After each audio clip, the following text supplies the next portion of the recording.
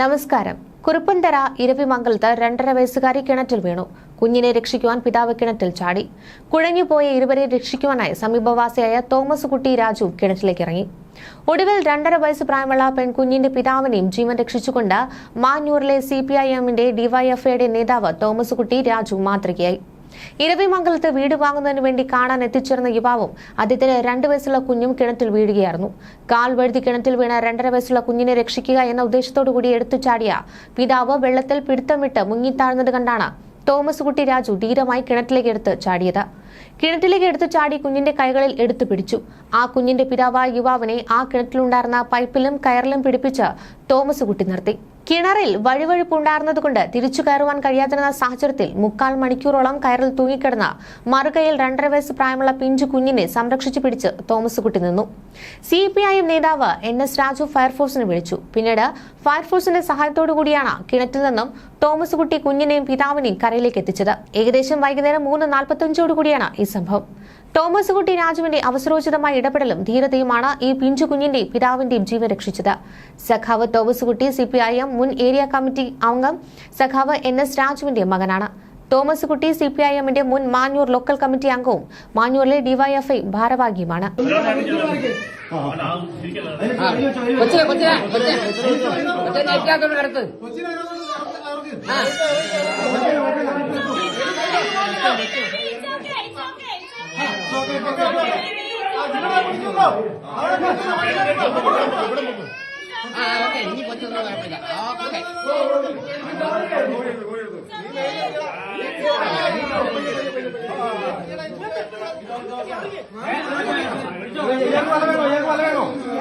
വലിയ വരാൻ കേട്ട് കൊടുത്താൽ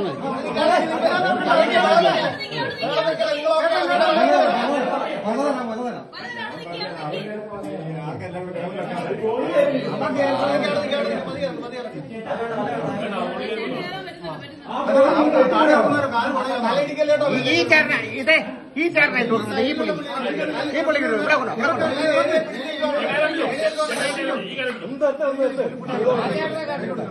വിചാരിച്ചടാ ബോഡി എടുത്തളാവോ?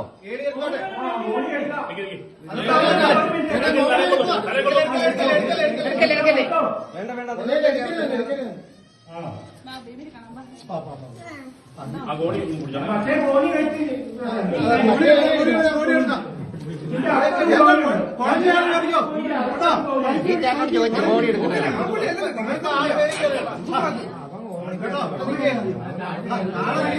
ഈ പുള്ളി കയറി പോരെ, താഴെയുള്ള പുള്ളി കൊടുത്താൽ മതി. ബോഡി എടുക്കാന്ന് പറഞ്ഞു. ഈ ബോഡി എടുക്കാം.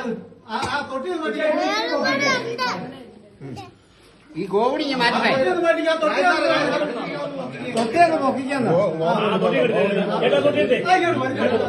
ഗോവണി എടുക്കാം.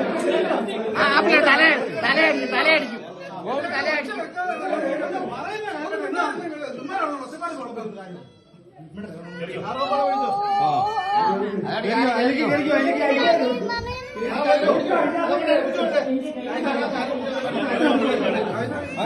എന്നാൽ ഈ ലാഡർ വരട്ടെ.